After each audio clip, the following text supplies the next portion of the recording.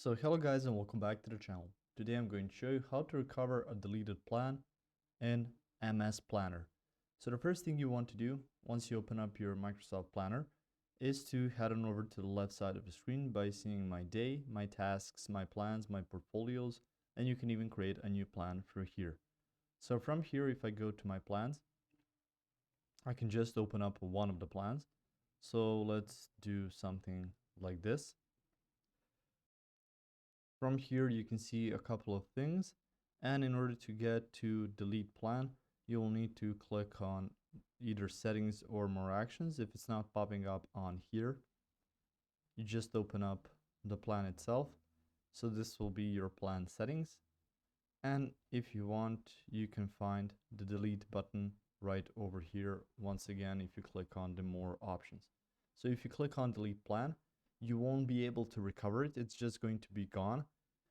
Sometimes when you delete the tasks, you will be able to recover them by clicking on Control Z, but if you delete them manually through here, it's going to be gone.